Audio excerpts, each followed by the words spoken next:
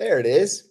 There it is indeed. Good morning, John Kiriakou. It is Thursday, March 19th, 2026. And this is DeProgram with Ted Rall and John Kiriakou. Nice to see you, John. Good to see you, Ted. Welcome back. Good to be back. And so, good news all around. Thank you for your support, everyone. We're now, I think, at 31,000 subscribers on YouTube. And so we're just in awe of you guys. Amazing. All right, we have a lot to talk about. Just another busy news day. So we'll get into the latest out of the Iran war. We'll be talking about stuff going on in Lebanon. Main topic is Tulsi Gabbard and how she kind of had to do a delicate dance yesterday in front of Congress. And I don't know. She may be the next Christy Dome. That could be that all the ladies get fired. Super interested in the Pam Bondi story. And just a little bit of housekeeping. In 2 hours, a special cross-pollinating treat. As John, you're going to join Scott Stantis and I on the DMZ America podcast. That's 11 a.m. Eastern time with myself and Scott Stantis and John Kiriakou. So you want to see a different side of John, and the same side of me. That's at 11 a.m. So Eastern time. So please like, follow, and share the show. As always, we apologize for the slight technical glitch at the beginning, but Rumble was acting funky today. But it looks like it's back. Okay. John, any preferences to what you'd like to talk about first? Shall we do Tulsi? Let's jump in with Tulsi. I have to start off by saying that there have been so many signs, so many signals that Tulsi is not just not respected in the administration, but that she's on her way out. I can't believe that she has survived the last 6 months. And I don't believe that she will last till the end of this war. I mean, she doesn't even take part in many of the most important meetings. And then when photographs, is she not invited to them, or is that, or she? I strongly suspect that she's not invited. Yes, and then instead she's invited or tasked with going to Georgia to oversee the raid, the FBI raid of the election commission. Something that the ODNI has literally nothing to do with. Mm-hmm. And then the administration is unable to explain why they asked her to do it in the first place. So I'm just not, and I like Tulsi, but I just don't think that this job is for her.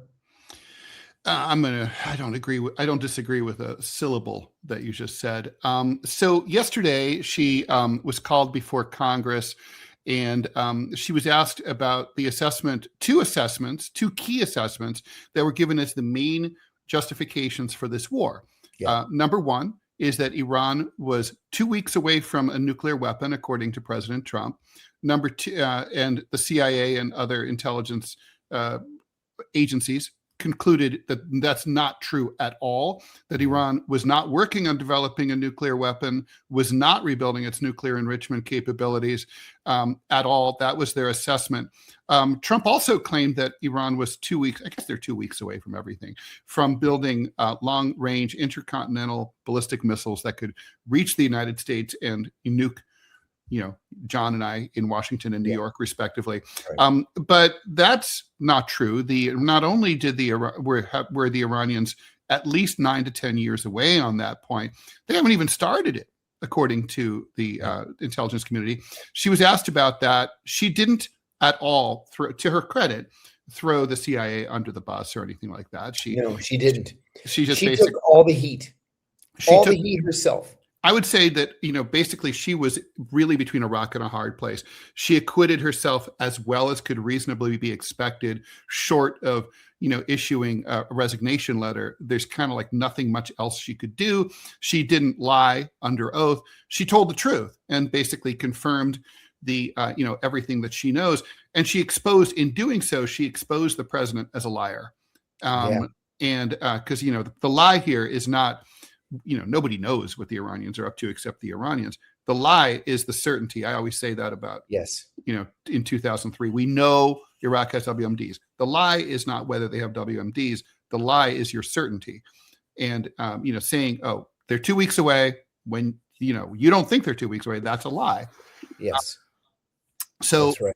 Tulsi, do you think she should resign? I mean, if you're her, what's the right play? Like another principled resignation? So first there was one, now there are two? That's what I would do. I would resign.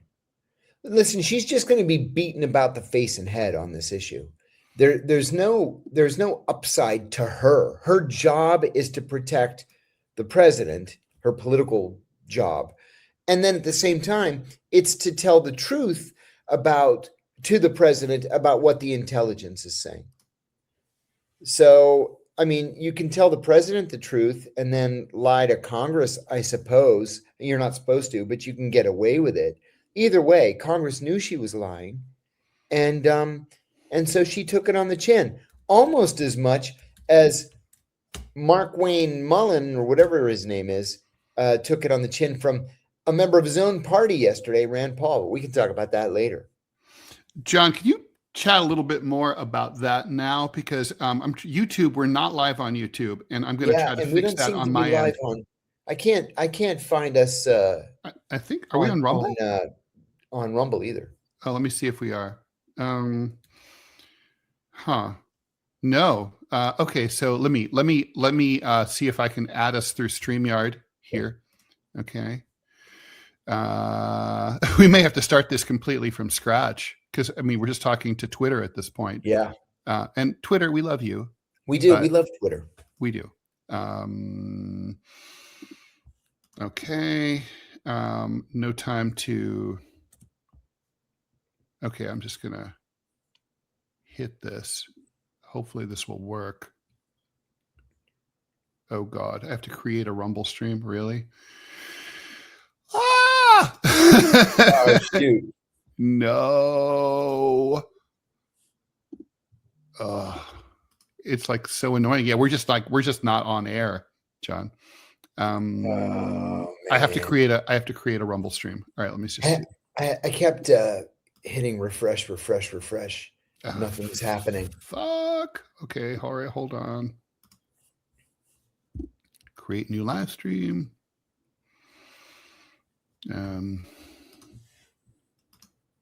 So annoying. Okay. So annoying.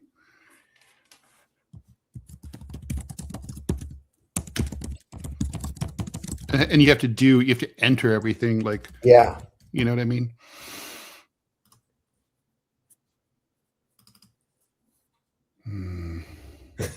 Right now is when we want it. Somebody wrote, I wonder if Robbie has tried turning it off and turning it back on again. Yeah, he did actually. Yeah, he fucking did. Okay, all right. I just created a live stream. Okay.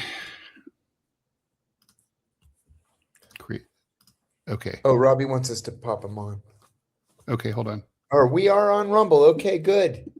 We are. Good. Really? I don't know. I'm not seeing it. All right, Robbie. We are live on Rumble. The problem is that there's some kind of a handshaking error with YouTube. All right, let me see if I can. Let me just see if I can fix that. I'm just going to add YouTube. All right, I'm taking. So I'm going to edit out. Edit. Remove. Why is there a second Rumble stream? Because I was just trying to create it. Because we couldn't see each other. Now there is not. Okay. Okay, then we have 121 people watching us on YouTube. Please do not start another Rumble stream, Ted. You will blow us up. Okay, I didn't. Okay, so let's just see. We should be on YouTube now. Let's see. We're on Rumble, I see. Yeah, we are on Rumble. All right, I'm hitting refresh here. I created a new YouTube stream. Maybe I did. Let's see. If you're watching us on Rumble, we're trying to get YouTube up. Sorry. Yeah, Dan Smith, full-time Rumble. Oh, here we go. Okay. Let's just see if this is right. This might be right. I believe we are live on the other YouTube feed. Let me put that in to the chat. Tarek says, hey, John, please give Joe Kent love. Mad love for Joe Kent right now. Deep respect for the guy. Deep respect. I might disagree with him on politics, but okay, yeah, we're live did on the right thing. on one of the YouTube Rumbles things. Good. Yeah, it was weird because we were trying to connect. I guess this is the disadvantage of the shorter thing. Okay, here we go. All right. I'm going to put in the link into the old YouTube so people can. They said all right, here we go. Sound is good. Please go to. All right. I did that. I did my part. All right, guys. Let's do this from scratch. What do you say, John? Because nobody saw anything. No, right, nobody saw it. Let's start from scratch. Everyone, thank you for tuning in. We're about to start from scratch. Thank you for your patience. I blame Clovis. Okay.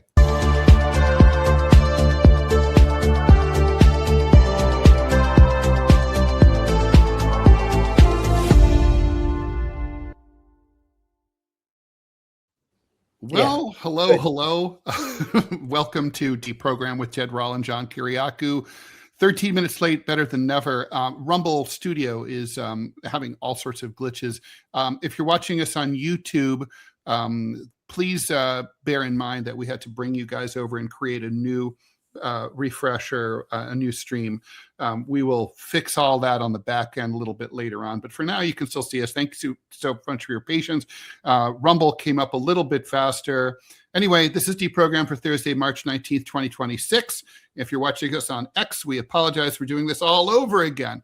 All right, so today we're going to talk about Tulsi Gabbard and her testimony exposing Trump's lies about Iran's capability and desire to develop a nuclear weapon and ICBMs that could hit the United States. We got to talk about the fight over the South Pars gas field, which is really heating up. Like a couple hours ago, there was another really dangerous development. Israel's blowing up the key bridges across the Key Litani River in southern Lebanon. I want to talk to you, John, about whether this is a prequel to annexation of southern Lebanon. And finally, last but not least, the Attorney General Pam Bondi went before the House Oversight Committee and basically stonewalled the Democrats over the remaining unreleased Epstein files. And so thanks so much, everyone. Robbie is going to try to clean up the pieces and get your comments up onto the board. I'll do the best I can to try to mop up as many of the questions that you have. In the meantime, please like, follow, and share. Please post your questions in the live chat. John, let's refresh everyone about Tulsi Gabbard. You were saying? I was saying that if I were Tulsi, I would resign. Tulsi's been put in an impossible position where you've got two competing missions. Number one is to provide the president with an honest and complete assessment of the intelligence. But the other mission is to protect the president. Well, those two missions are mutually exclusive. At least they were yesterday. And so she had a choice. Do I tell the truth and rat out the president, or do I lie to Congress and protect the president? She chose to lie to Congress and protect the president. There won't be any fallout for her, but it just makes her look weak and it makes her look sycophantic. So I think she's short for this job. Frankly, just based on the last 6 months, I'm surprised that she's still in the position. I can't imagine she makes it until the end of the war. Well, I guess how long is the end of the war? I think this is going to be a longer war than people realize. I think that the Iranians are very smart. I think they're incredibly resilient. You can keep killing ayatollahs and ministers of this and ministers of that. It doesn't make any difference. There are always others who are going to take their position. We used to have this ongoing joke at the agency that we killed 27 number threes in Al-Qaeda, which was probably true. It's just that they keep coming up with a new number three, just like the Iranians can keep coming up with new generals and new ministers and, new scientists.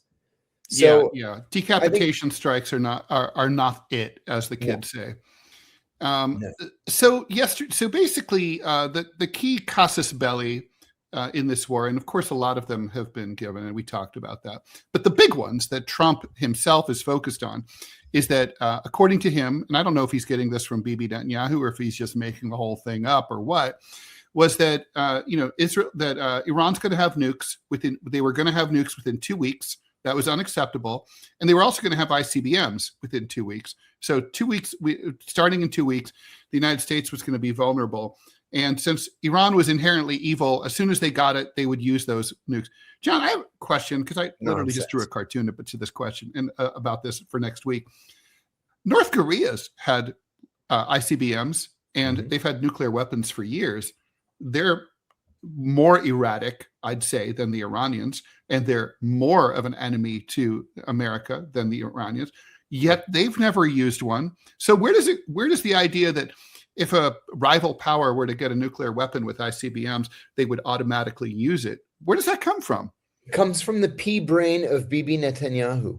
That's where it comes from. And, like we said last week, we're not talking about North Korea today. Why? Because North Korea has a nuclear weapon.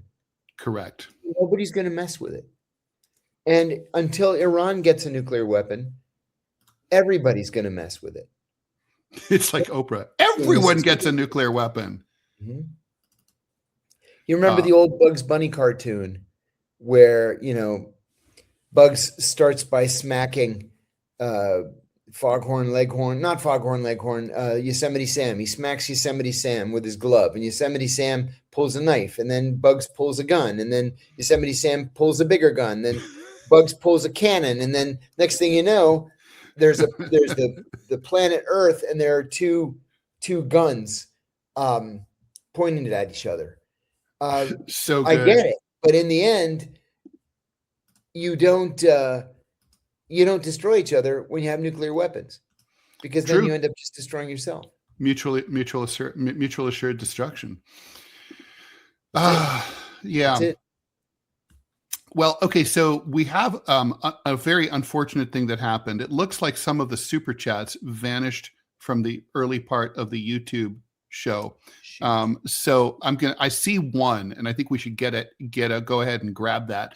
Anyone else who had a lost super chat that got eaten at the beginning of the show due to the technical difficulties, please put them into, please put the same questions, indicate, we're going to do this on the honor system, indicate that it was a super chat in all caps, super chat, followed by your question, and we will get to it, okay? But honor system is appreciated. Okay, Sneaker Dad, do you think the attack on Iran's natural gas fields may be Israel's non-nuclear Samson option to sink the world economy like theirs? And we should talk about the natural gas field. So Iran has a giant natural gas field called South Pars. They share it. It's a big undersea lake, an underground lake of natural gas. They share it with Qatar, and it's the biggest in the world. Basically, the Israelis bombed it. It has not, fortunately, only some of the facilities caught fire, but the whole thing didn't blow up. Trump's denying it, but there are credible reports that he signed off on this. But now the Qataris, understandably, are pissed, and they're saying, please don't do that. This is a dangerous and irresponsible step. So Trump said it won't happen anymore. We won't let Israel do that anymore. This tanked the stock market overnight. The oil prices at one point surged to $119 a barrel, 67% increase over where we were 3 weeks ago. And France is calling for a moratorium on attacks against energy facilities. But then basically Trump said, don't worry, we will blow up. I will blow up that field entirely if the Iranians hit the Qataris again. The Iranians a couple hours ago decided to hit the Qataris again. That's a big Iranian fuck you, right? It is. And they figure, rightly in my view, they've got nothing to lose. What's he going to do? He's going to bomb them? He's already bombing them. He's going to kill the leader? He already killed the leader. Blow up a girls' school? Already done. Whatever we can dish out, the Iranians are going to take. They accept it. And so they're showing the world that they are not afraid of us. No, they're not afraid of us. No, it's a little scary though. I mean, for us. Wow. So I guess so. So what about that question? Do you think that's Israel's sort of back? I don't, but do you think it's their sort of roundabout way of having exercising their Samson option? Take the global economy down with them. I don't think that's Samson light. One thing I learned about the Israelis when I was at the agency is they don't give a shit about international oil prices, because they buy their oil from us or they buy it on the gray market. So they're going to get oil no matter what. All the Arabs can cut them off. It doesn't make any difference. They're still going to get it, either from us or from the Arabs through Cyprus or through some broker or through Switzerland, whatever. They're going to get it. So they don't care. And we're going to subsidize it anyway. So then they really don't care. It doesn't make any difference if Donald Trump tells them stop bombing gas facilities. They're going to do whatever they want. So and they expect the Americans to fall right into line. So John, I don't know. Have you ever heard of this crazy natural gas disaster in Turkmenistan under the Soviet period? So it's in northern. Still burning, isn't it? It's still burning. The Soviets basically were drilling for oil. They accidentally struck a deposit of natural gas. This was in northern central Turkmenistan. This was in 1971. Yeah. It's a tourist attraction now. It's called the Gates of Hell. And, just if you ever wonder why we have so many greenhouse gases. So that fucker's been burning for half a century. And the current president wants to finally seal it off for obvious reasons. But, they haven't been able to do that. But that's just to put this into perspective. The Fars field is bigger. South Pars is bigger than the. I remember reading a paper on South Pars when I was still at the agency, and it said that if the Iranians and the Qataris continue to lift gas at the present rate, there's enough gas in that field for the next 550 years. It's a lot of gas. Crazy. It's a lot of gas. It's a lot of gas. I found another one that I think I've been able to rescue here. This is from Sean WP. Thanks for the $4.99. Is the administration trying to get the Qataris off their back by saying that they weren't involved in that strike? Oh, probably. Yeah. 100%, right? Yeah. The Israelis hate the Qataris, but we love the Qataris. And Qatar is home to Al Udeid Air Base, which is the largest U.S. air base in the world. It's the largest air base, period, in the world. So we need the Qataris, and the Israelis just hate that we're friendly with them. So I'll tell you what, I never met a Qatari that I didn't like. I really, truly mean that. They're good people. And, they just believe that Palestinians deserve human rights and Palestinians deserve a homeland. And even after the Israelis came to them and said, we want you to change that position, they said, no, we're not, the rest of these. Well, you know what? I have to temper my language here. No, we're not gonna change our policy. How about that? That's good. By the way, oh my God, I'm gonna have to delete these extra YouTube feeds, but I'll take care of that. There's like three, and they're all kind of identical. It's like, what the hell? Okay, so let's do some more questions. All right. That Kiwi, thanks for the $5. Do you think that if the U.S. had actually communicated with its allies before starting the war, that they'd now be more open to coming to help? I should think so. Because you can't constantly criticize them and call them, old Europe versus New Europe, and we're with New Europe, and then we're going to invade Greenland and screw you, and then, oh, by the way, we're going to wage war against Iran. We need your help. You're going to say, screw you. I was talking to a German professor yesterday, and he said the Germans will not lift a finger to help the Americans in Iran. The Germans are all in with Israel because of this national guilt over World War II, but they are not going to help in Iran. And even on BBC this morning, I was watching BBC International this morning, they were saying that, the UK, we want to help, but we can't because the Labor Party's against it, the rank and file's against it, and Keir Starmer doesn't want to risk his position. They're not going to do anything for us. In the meantime, the French, the Spanish, the Portuguese, the Italians are all yelling, "Get out of Iran, doggone you." So this is not going well for us. No, it's not. I mean, it's so funny too, because, we keep making the same mistake, right? Like, this is like that famous meeting between Ho Chi Minh and John Foster Dulles, where fellow Dulles said, "You can't beat us. We're much more powerful and wealthy than you are." Exactly. And Ho Chi Minh said, "You'll win every battle. We will win the war." We just don't understand. Like, for the Iranians, they have to win. It's existential for them, and we made it that way for them.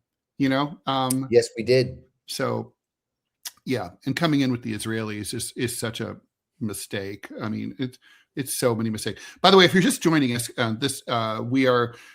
It's now 9:28 live Eastern time. At 11 a.m. Eastern time, join the DMZ America podcast with me and Scott Stantis, and John Kiriakou will be joining us. Scott always wants to talk to John, and he's always like, I've never met Scott. I know, it's so weird. So finally, this will be, when worlds collide, the DMZ America podcast will be hosting John. I know Scott's very much looking forward to it, as am I. So, that's just look for DMZ America podcast. We're on YouTube and Rumble. You'll see it. It's also in my X feed. I posted the link. So, John, this question came down, I think, yesterday from Ray, but thanks for the $5. Thoughts on Israel locking down the Church of the Holy Sepulchre during Orthodox Holy Week, Easter, and miraculous Holy Fire? Not even Caliphate Ottomans ever did that. I mentioned the other day, I think I mentioned it on the show. I mentioned it to somebody that someone had posted on YouTube video of the from inside the Church of the Holy Sepulchre at the Edicule, which is that what looks like a building on top of Christ's tomb, right in the center of the church. Yeah. Air raid sirens were going off in the distance. You could hear the faint explosion off in the distance. And it was just like one priest just taking video, and the place is completely empty. And I thought, wow, what a shame. I hope that it remains, safe. But the Israelis have just closed it yesterday, just completely closed. And not just closed for the holiest period of Christianity. Holy Week for both the Western churches and the Orthodox churches a week later. Closed. Unprecedented. Somebody in the chat said, even the Ottomans didn't do this, which is true. Even the Ottomans. Well, I mean, do you think they're trying to keep it safe, or do you think there's something more nefarious going on? No, I think it's more nefarious. The Iranians are not targeting holy sites. They're not targeting the old city of Jerusalem. They could have destroyed it by now if they wanted to, and they haven't done that. I think this is just to piss people off with the mistaken idea that it's going to turn people against the Iranians. And it's not. It just makes Christians angry. Yeah. So if that Kiwi, if Israel did trigger the Samson option, what would the fallout, excuse the pun, be from the international community? Would anyone actually do anything aside from strongly worded statements? God, that is a great question. Yeah, I mean, of course you want to think, okay, that's like a bright red line in the sand, and like that couldn't be allowed, and the entire world would come together as one, would invade Israel, take their government out of commission, put the Israeli government on, in the docket at The Hague. But I'm not so sure. Yeah, I have to agree. 50-50 maybe? 50-50, impossible to say. You raised an important point here too, Ted. And I know that this is never going to happen. But I think that as a country, we need to reassess our position on the International Criminal Court, the International Court of Justice. Right? I think Netanyahu belongs in the dock. And 100%. I can name a half a dozen American leaders that probably belong in the dock with him. But if the United States is to be taken seriously as a country that respects the rule of law and civil rights and human rights, then we need to sign that treaty. For sure. Al Gang 22, thanks for the $20. Have you guys been following the situation with Afro Man? Well worth 5 minutes of investigation, if not for an exemplary microcosm of systemic racism for the laugh. Highly recommended. Also missed John at the wedding in Sydney. That would have been fun. I tried. I do not know. Oh, I remember Afro Man. Yes. He sued a bunch of cops in Ohio and like sort of live streamed the crimes that were being committed against him. He was a rapper. I didn't realize he won. He won yesterday, as a matter of fact. Jury sides with rapper Afro Man in Adams County civil trial. Good for him. Anytime a black guy beats the cops at trial, that's something you got in a state like Ohio. True. Although Ohioans deep down are common sense people. I remember there was in Dayton, a black guy was sitting in the west side of Dayton, which is a minority neighborhood, and the cops broke in, wrong address, busted his house. He had a gun. He shot one of the cops to death because he thought it was a home invasion. The cops never announced themselves. They weren't wearing uniforms, no badges, and it was touch and go for him. But 12 Daytonians, good and true, said he should walk, and he did. Wow. Hey, Ted, I wanted to ask you about the latest polls from Ohio that show the Democrats winning both the Senate seat and the governor's race. What do you think of that? Well, I mean, it's a long way between March and November, of course. It's a long way. Look, I suspect that this has a lot to do with two major issues in Ohio. First of all, the economy, which has not been good since I was a child, during my childhood. Literally since 1978. Yes. Right. It's just been circling the drain, and then NAFTA was the last nail in the coffin. Trump won Ohioans by promising to, get rid of these free trade agreements, to basically focus on bringing jobs back. He has fallen short there. And I think Daytonians are paying attention. Ohioans are paying attention. Temperamentally, he doesn't fit with Ohio. He's too spazzy and he's too aggressive. Ohioans are polite people. They're very civil, very moderate, almost to a fault. And I don't think he just doesn't fit. Trumpism is no longer a good fit. But I think as this president goes off the rails and focuses on international adventurism, I'm sure it's the same way in your old neck of the woods, Western Pennsylvania, too. Western Pennsylvania used to be solidly blue, like as blue could get. And now it is ruby red. But that can change. But that can change. You're exactly right, especially if turnout is depressed. And it looks like that's the problem that the Republicans are going to be struggling with, is that Republican voters are not motivated. They don't like the direction of the country. Mm-hmm. They were led to believe that this was an anti-war president and an anti-war party, and it's not. And now inflation's up and gas prices are up and everything else is trailing, but it's going to go up because of gas prices. And then what do? Then elections are upon you. Look, I hate to say Democrats are right because they're often not. But, they said that Trump was a con man. And there's a lot of bait and switch in this presidency, right? Just the stuff that you mentioned.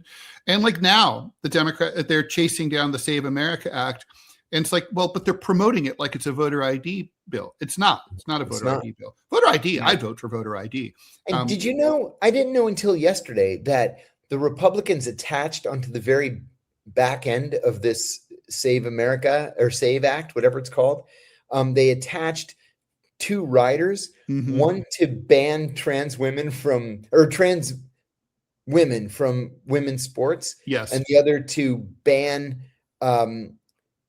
whatever they call it, gender affirming care for minors, which has nothing to do with voting. No, even your favorite senator, John Fetterman, came out against this move and said that he's not going to vote for the SAVE Act. He says he just wants Which a clean shocked voter me. ID Act. I mean, John Fetterman, the man who's like a compass that points south, consistently wrong. He's right on this. Yeah, he's right on that. I agree. Yeah, no. Okay, so that Kiwi, thanks for the $2. Do you think other notable figures are going to follow Kent's resignation, and would Trump even care? Tulsi Gabbard might. It would be the right play. I mean, because you know the thing, John, right? Like once is an incident, twice is a coincidence, 3 times makes a pattern. Tulsi Gabbard has the chance to make a coincidence, and then whoever is next really makes a splash. They all get to go on Tucker. They all get to make a big deal. They get to maybe end up on MS Now or whatever, as you know, like where all former Republican traitors go. The good Republican of the day. Yeah, exactly. You get to, everyone can be Michael Steele. Such respect for this guy. His wife was killed in action in Syria. He knows what war is. He did 11 tours in Afghanistan and Iraq. A glutton for punishment. Seriously. I mean, this guy's got nothing to prove to me. And I think he shouldn't have to prove himself to any American. The smear machine is on, it's at 11 with him, though. Yeah, it is. It is. They're just dumping all over him. And it's but the FBI is investigating him for leaking now. Yeah, right. He didn't leak anything. A weaponized DOJ. And it's like, of course, if he hadn't, look, it's like this. It's like if you had never blown the whistle, you'd still be sitting at the agency, right? And it's like, and they'd love you, and you'd be getting awards and raises. And similarly, if he had been, hadn't squawked and hadn't resigned and made a big splash, everyone would be talking about how great he was. All the Republicans. Yes. So it's so transparent. It's ridiculous. Let's see. Cleave to Antiquity, $1.99. Thoughts about the leaked USCCB document condemning Carrie Prejean? I have no idea. Do you know? No. I'm sorry. I know Carrie Prejean, but I haven't seen anything. Who is that? Isn't she the nun? The anti-death penalty? Is that right? Hold on. We'll have to look that up. Prejean. Oh, no. She's the model. Oh, Prejean, the nun was. Oh, Carrie Prejean, of course. She was Miss California. She was on the president's religious advisory council. Oh, she gave an interview to Tucker last week. That is absolutely fascinating. You have to watch it. No holds barred, man. She came out swinging. What's she saying? What's her allegation? That this Paula White, the nut, that hilarious video. There's a hilarious video of this woman, Paula White. She's the head of the president's religious council, whatever, and his personal pastor. She's the one that's going, in Africa, in Africa, in Africa, in Africa, in Africa, angels, angels, angels, angels. And there's a guy reading a book and pacing behind her. It is freaking hilarious. Talk about cultish. So anyway, they told her that she needs to get with the program because on her social media, she's not saying all the right things, that she's got to support Israel, right? Oh. Israel. And she's like, no, they're discriminating against Christians, the original Christians. By the end of this year, there will be no Christians left in Bethlehem. That has been that's crazy. A Christian city / village for 2,000 years. 25 years ago, that was a substantial population. 25 years ago, it was the biggest Christian population in Israel. So they told her, you got to stop. You got to go back and delete all these posts, and you've got to endorse the president and endorse Israel. And she said no. And they're like, okay, then we'll await your resignation. And she's like, okay, fine. And they told her, but you're not allowed to say anything once you resign. She's like, fuck you. Say whatever the fuck I want. She's gone on all of the talk shows.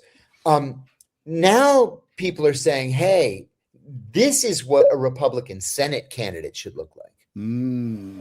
Yeah. Okay. Which I think is a very cool idea. John, we have a lot of questions to get to, so let's try to bang them out. Sorry, and we still have some. No, it's all right. Pac-Man's, thanks for the $20. Back in 2012, a guy sat with my friend and I in Kikladis, Astoria, and asked us what we thought about Obama We were in DC for school. Do you think that was a Fed? He walked in mid-meal and sat down with us. We are Greek American. Could be. Sure. Astoria is for people who don't know, is the Greek neighborhood in Queens. If you're ever really seriously hungry, that is a good place to go. Yeah, go to Astoria. I dated it. Yeah, they could have been. Sure. They do that. Just to see what people are going to say, because people often, implicate themselves unwittingly.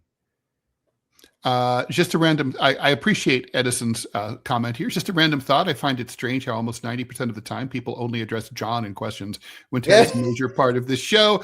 I encourage all other chatters to watch Ted's A Life. Thank you. I agree. I appreciate that. Thanks, John. Bryson Smalls, $9.99. Hello, Ted and John. Your show has become one of the best parts of my day and mine. What is your assessment on China invading Taiwan? My friend believes this should be America's main focus and that war is inevitable. John, and I think it's fair to say that you and I both think that your friend needs to relax. Taiwan is safe. Yeah, Taiwan's safe. The Chinese, just as a matter of longstanding policy, are generally not imperialistic. They believe that Taiwan will rejoin China, make one China in due course. They don't feel they need to force it militarily. Yeah, they're going to get it back the way they got Hong Kong back. That's right. It's like, the Chinese are like, it's a cliche for a reason. It's like, the one thing we have is time. Time's on our side, as the Rolling Stones said. Claudio Javier, thanks for the 5,000 Argentine, whatever that is. John, do you know? I've never been to Argentina. I want to go. Oh, it's magnificent. John, why did Al-Qaeda fighters fly to Pakistan instead of Iran? Underestimated Pakistani protection? Because my real question is how many Al-Qaeda went to Iran and might be polishing their weapons now. Not many went to Iran. One of bin Laden's sons went to Iran with his group of cohorts, but mostly because Iran was not friendly at all to Al-Qaeda. Of course, Al-Qaeda is Sunni Muslim. Iran is largely Shia Muslim. And as soon as they crossed the border into Iran, they were placed under arrest and held in a house under house arrest. But I mean, like for years, for almost a decade. So they didn't get a friendly reception in Iran. In Pakistan, we worked very closely, of course, with the Paks to, bust down the door and grab people. But the Paks were overwhelmed. There were just too many people who had flooded across the border from Afghanistan. And so I think that the calculation was they had a better chance at remaining free in Pakistan if they could hide than they would have in Iran. Now we did go to the Iranians repeatedly and say, we want bin Laden's son. And they said, can't now, do it. This was under General Pervez Musharraf. And look, I have personal knowledge of that. Pervez Musharraf made an unholy bargain with the Taliban to fight the Indians in the Kargil conflict in 1999. And he became, he was not a Taliban guy at all, but he was definitely Taliban friendly. He was a Pakistani nationalist.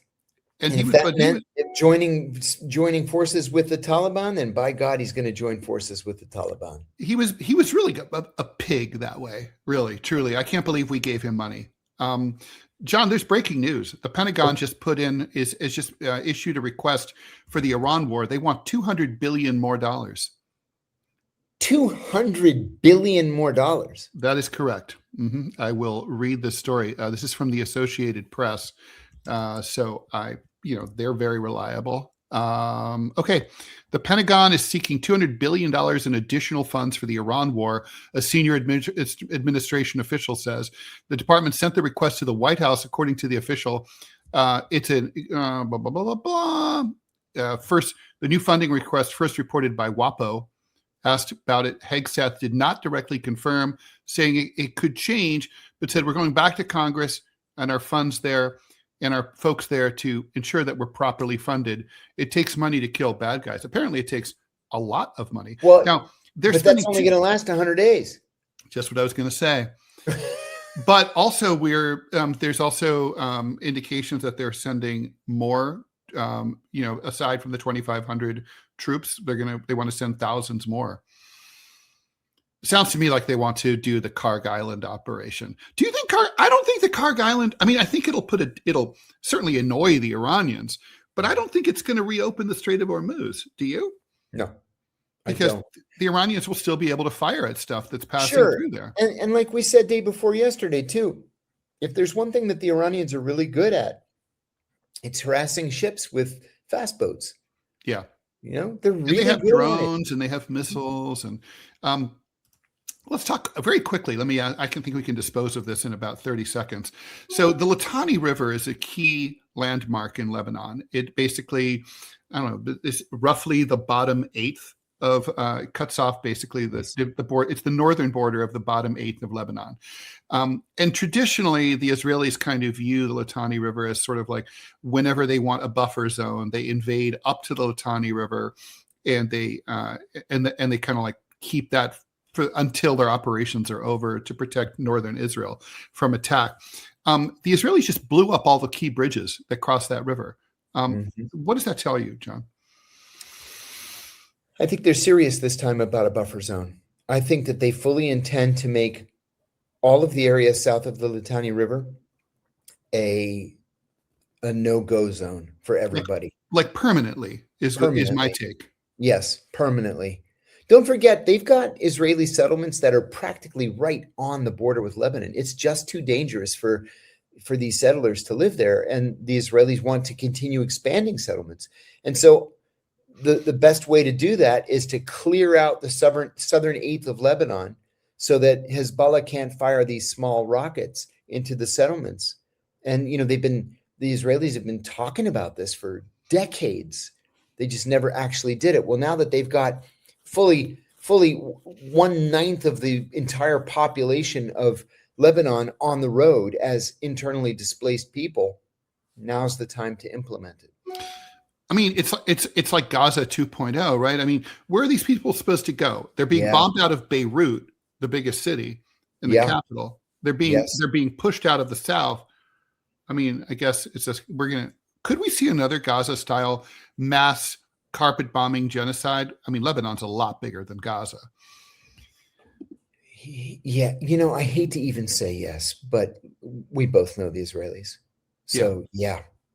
Terrible crimes against humanity are a distinct possibility. The DOGJD, thanks for the 1999. Good morning, gentlemen. I got my Pardon John shirt yesterday, which great. Can't wait to wear it in DC for the 250th celebrations in July.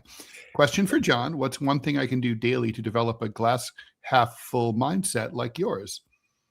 That's a good question. I've been answering that question a lot on TikTok. I did it twice this morning, as a matter of fact. You've got to do things for yourself. You've got to love yourself and engage in self-care, even if that just means working out for an hour, or maybe go for a run, maybe just listen to music for an hour.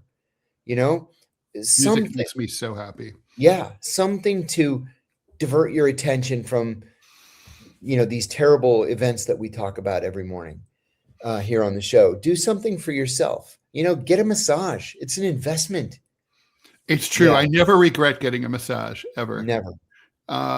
It's James Kelly. Thanks for the $10. Is it weird that Bibi said in his last video that they will be watching from above, and now we hear people seeing drones above military bases?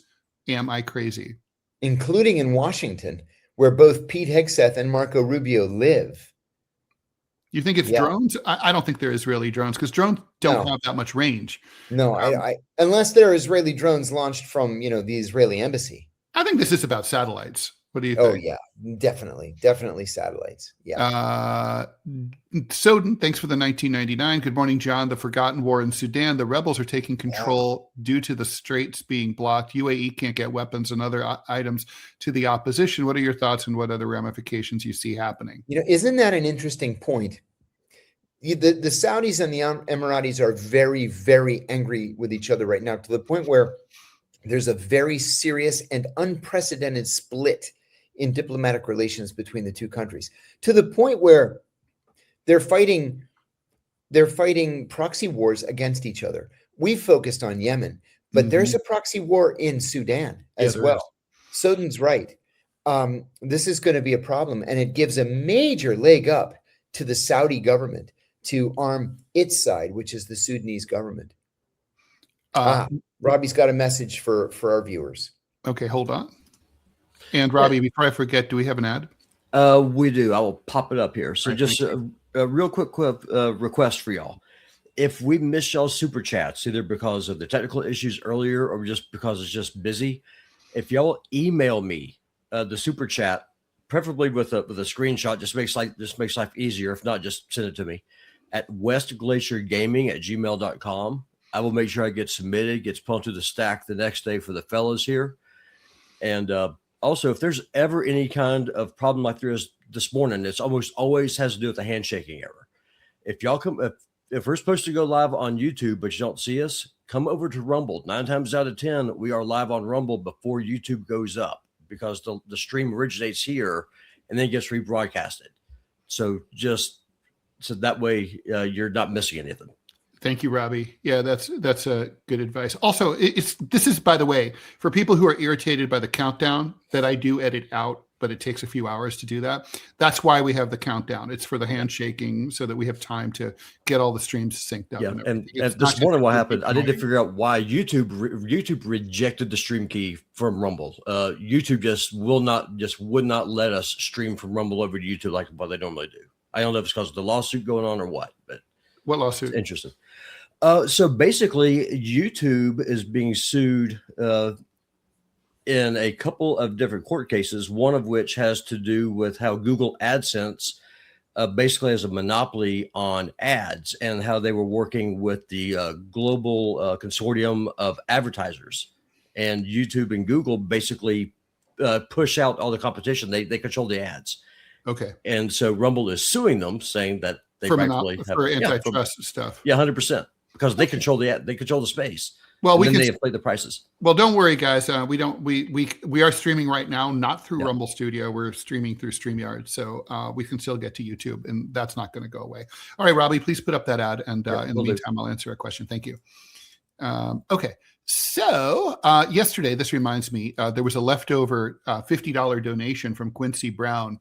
Hi, uncles. I'm a young man who will soon graduate with his master's in clinical mental health counseling. Social psychology is something I plan to utilize to gain support for leftists. Yay. I'm also organizing locally with socialists. Also, yay.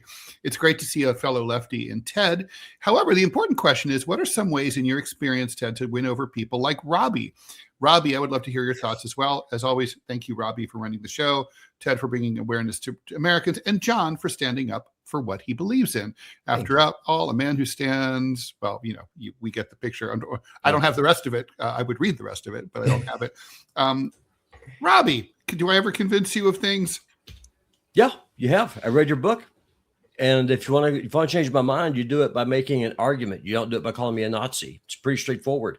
Name calling never works. No. Yeah. And the ad is up now. Okay, great. Thank you. Okay. So yeah, I mean, basically talk to people like they're human beings and meet them at their level, and, not like, don't condescend, just be respectful and try to use logic. Yeah. I don't think it's that hard, unfortunately. Okay, so let's do the ad. They can freeze your accounts, shut off your cards, lock you out of your own money overnight. Banks don't protect you, they control you. That's why real financial freedom starts with ownership. Introducing Rumble Wallet. It's a non-custodial wallet built for people who refuse to give up control. With Rumble Wallet, you don't just buy digital currency like Bitcoin and Tether. You can own Tether Gold, real gold, on the blockchain. Through Tether Gold, you get direct ownership of physical gold bars, each one fully allocated, verifiable by serial number, purity, and weight. And you can get up in the middle of the night and look at it and cackle. This isn't paper gold. This isn't an IOU. This is real gold without bank vaults, storage fees, or gatekeepers. You can buy, sell, or move it 24 hours a day, 7 days a week, even when traditional gold markets are closed. And if you want, Tether Gold can be redeemed for physical gold, which I would do. That's power. And when you support creators on Rumble, you can tip them directly using Rumble Wallet, peer-to-peer, and outside the banking system. No permissions, no middlemen, no cancel button. This wallet is yours forever. Okay, so John, let's try to get through as many of these as we can today, but we're not going to get through them all, I'm afraid. Did we see Mullen's confirmation hearing? What a circus. He may make Kristi Noem look sane. Glad Rand Paul called out his character. And on top of, trying to fight the head of the United Auto Workers in the midst of a hearing, it looks like the guy just has made all this shit up about his, military heroics. I wanted to ask you about made that. It up. Do you think he was a merc? I do, actually. I do. That was my take. Yeah. That's why he didn't want to talk about it. And he still doesn't want to talk about it, especially under oath. Well, he's got to. He's got to. He wants to be confirmed. Ridiculous. Lorraine Frost, thanks for the 1999. Much appreciated. Heather Jackson, thanks for the $5. No votes, APAC people. Jeffrey Epstein protectors, warmongers ever. Christine RK, thanks for the $7.99 Australian dollars. What happens if Trump continues threatening allies and they close U.S. intel facilities in response? What happens if facilities like Pine Gap are gone? Could that ever happen?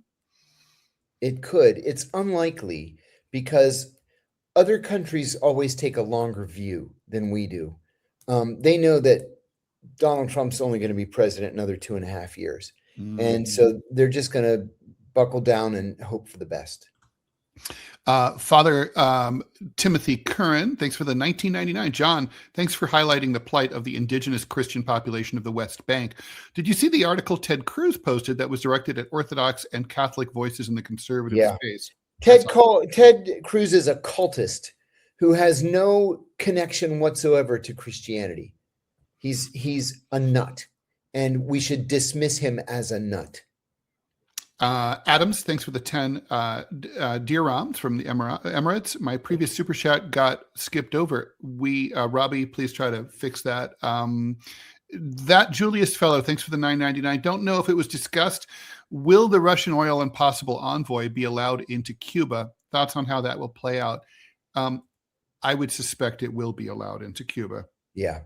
I don't think Trump has his hands full. Yeah, he's not going to want to take on the Russians right now. That would be a mistake. Yeah. Trip D, thanks for the $4.99. What's the chance of the rise of MBS in Saudi Arabia to the throne and his consolidation of power is encouraged by the CIA, more control of the Middle Eastern region? I mean, I think the CIA came around very quickly on MBS. Mohammed bin Nayef was their guy from the very beginning. Mohammed bin Nayef was given the highest honor that the CIA could possibly bestow on anybody. And then he was, thrown out and placed under house arrest. And so I think the CIA came around very quickly on MBS and has worked very closely with MBS post Jamal Khashoggi. And I think that they are looking forward to his ascension to the throne. John, have a great trip. But I'll see you in an hour on the DMZ America podcast with Scott Stantis and myself. As always, we take questions over there as well. So don't be a stranger. Much appreciated. See you later. Please stay tuned for the TMI show with me and Mila Chan. That's coming right up right now. See you now.